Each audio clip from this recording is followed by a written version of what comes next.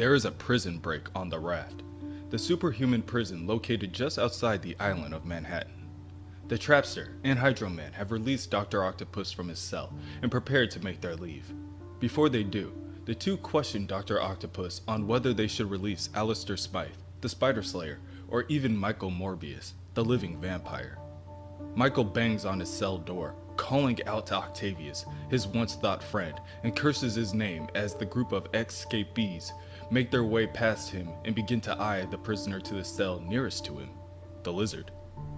The Lizard feigns his ignorance and lets out a snort. For the moment, it is best if most believe Kirk Connors is still a beast. But why? Why would Octavius try to release an animal and not him? Octavius is dying, and Michael has spent his life researching cases very much like his. Michael could cure him. Octavius and his motley crew set up a portal to leave without releasing another inmate. The discharge from their device hits the door to Michael's cell and it slides open. Today has certainly been filled with surprises. Now that any and all guards are preoccupied, it looks like it's now or never. The Lizard stops Michael in his tracks, asking him exactly where does he think he is going to go. Say he does make it off the island. What happens on the outside to someone so reviled that even Dr. Octopus turns his services down? Where is he going to go? Michael thinks for a second. It's a good question, a question that has vexed him all his life. Years ago, in Nafplio, Greece, a young Michael Morbius prepares to leave his house and hopes to play with his best friend, Emil. He was ever a timid boy, ever unsure, and definitely not his mother's son. He remembers her words always being sharp. You see, there was no outside for Michael. As his mother would tell him, there is nothing out there for him. He would much more be suited to go upstairs and read. And it should be stated that she was never a fan of Emil, even at that age. But then there was Michael's father, Marcario Morbius, famed surrealist author, painter, and filmmaker, known for making the unknown known, not known for raising Michael. To this day, Michael doesn't recall ever seeing him in person. He merely existed as a memory that Michael never had. In the end, Michael thinks his absence had an even bigger effect on his mother. She buried her loneliness in the family bookstore, working relentlessly as his grandfather kept watch over his unwanted daughter. Something in her changed, ever so dramatically. Except for the books. They always had the books. So many books. But maybe Michael's mother was right. Maybe he would have been better off staying in. He never did. At night, when Michael's mother was asleep, or close enough to asleep as she needed to be, Michael would sneak out with his friend, Emil. Emil Nikos was there from the beginning. Michael doesn't even remember meeting him. He was the only other constant in his life besides his mother. Always reliable, forever loyal. There until the end. On this particular night, Emil tells Michael that he previously found some dead fish by the docks. He notions that it may be fun to pass the time by poking them with some sticks. Michael agrees, and they begin to run off down the street. Most of the time Michael snuck out of his house, it was for the best. He felt the best when he was outside. He was always the happiest away from his house. Down by the dock, Emil balances atop a stone wall. Michael, walking on the ground near him, looks up at Emil with a small sense of wonder. He, admittedly, is not the adventure seeker that Emil is and refuses to join him on the wall. A lot could go bad from being on the wall, Michael explains. Like falling. Falling could happen, and falling hurts. But that isn't good enough for Emil. He tells Michael to stop being such a wuss and reaches his hand out to help his friend up. Michael's condition kept him hesitant. It was rare, and it was lethal. Inside Michael, blood cells were dying ever since he was born. They renewed only enough to keep him alive, but not enough to do all the things he wanted.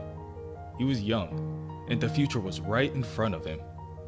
But everything about this world was a life-affirming risk, and every risk was a near-death experience.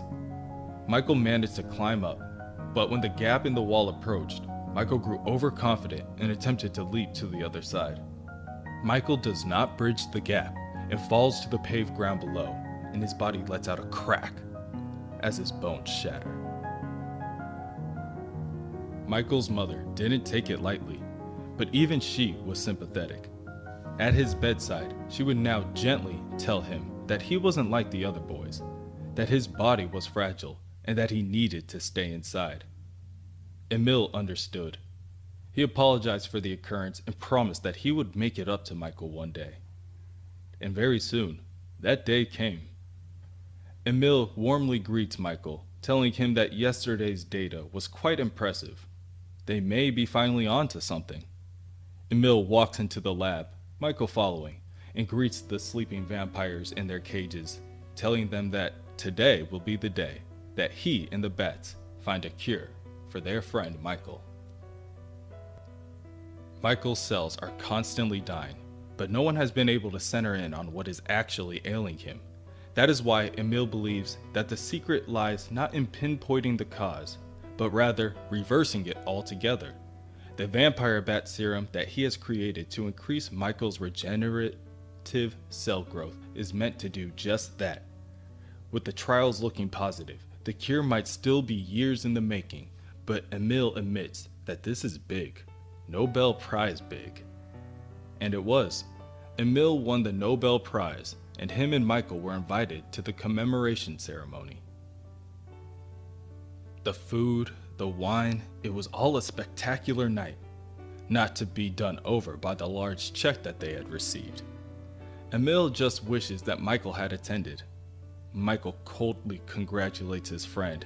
He would have attended, but his condition seemed to have taken a turn for the worse. Earlier, Michael attempted to lift a teacup, and the stress on his hand from this simple action caused his hand to seize and contort before his fingers began to snap altogether. Emil looks down at the hand of his friend and the spilled tea beside it before reminding Michael that they did it. They won the Nobel Prize. This means they got the check. Together, they can finally cure him. They can cure everyone.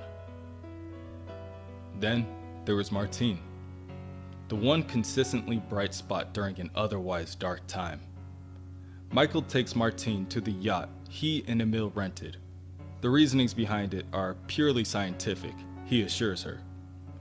Michael was never an extravagant one, and he had never expected an out-and-about society girl to fall for a morose scientist who can't even stand in the sun. Martine laughs off Michael's seriousness and tells him to never change. She asks him again about the yacht and Michael's experiment, but Michael tells her that it's too complicated. The less she knows about it, the better. But Martine isn't worried. She knows that Michael has always been known to make the right decisions, even though he often didn't. That night on the yacht, the two friends had an argument. Emil attempts to stand his ground, telling Michael that they are not ready for human trials. It is much too early. It is still unknown what the effects of the electroshock element will be. When Michael and Emil partnered up on this journey, Michael promised that they would do this the right way. Michael tells Emil that there is no right way. Just look at him. This is the only way. Michael can't be expected to survive much longer if a simple paper cut leaves him with such a severe gash. If there's another option, Michael is all ears. What else was all this for? Where was it all going? How were they not expected to experiment on him? Michael doubles down by telling his friend that this is now beyond life and death. At this point, it is basically just or death. Emil straps Michael to the machine and begins to power it on. He understands Michael's plight. Even still, he stands by what he said. This action is not ethically sound. Michael promises that this will be the only time he asks for such a thing, and Emil agrees. It will be the last time because after this, he is moving on. Their partnership is now terminated. Michael apologizes for betraying his longtime friend and they proceed to start with the experiment. But now, Michael wishes so much that they didn't. The interior of the yacht glows red with energy as the machine begins to spiral around Michael. At first, the power levels are stable and Michael's blood count is beginning to rise. Emil tells his friend that there is no question they have actually done it. Everything that they have worked for, fought for, they have finally made it a reality. But suddenly, something is not right. An anomaly flashes on the screen and Emil warns Michael that they are going to have to shut the machine down. Michael's heart begins to race and his x-rays begin to align as the machine begins to overload. One explosion frees Michael from the bindings on the chair. Another destroys the computer in the operating system. It wasn't ready. Luckily, Emil shuts the machine down in time. If he didn't, the result could have been fatal for Michael. Michael stands up, transformed within the clouds of debris and smoke, and sneaks up behind Emil, baring his fangs, now lusting for blood, and then prepares for an attack. He grabs Emil from behind, easily overpowering him, and then proceeds to sink his fangs into his longtime friend. Emil lets out a cry in pain as Michael rips out a chunk of flesh. It is not until his friend is already gone that Michael realizes what he's done, what he's become. Any innocence in him was gone with Emil and what he had done to him. Memories he had, now lost and forgotten. Everything was gone in an instant. Years of preparation torn apart by his own haste. Michael decides that he cannot stay any longer. If this could happen to Emil, then Martine. He had to go. Michael dives in the water and begins to swim away, never to return to his home country again. And it hasn't been easy. His disease was replaced by an even worse condition, bloodlust. And it has given him many enemies, usually nobler men than him, trying to rightfully put him down. Yet, he has always resisted, always fighting against them, doing what should be done. The few allies he found were broken and twisted as he was, all reflections of the monster he has become, reminders of what humanity he had long ago, reminders of what he should leave caged. The lizard once again asks Morbius where he is going. Perhaps Horizon Labs. His cure still resides within its walls.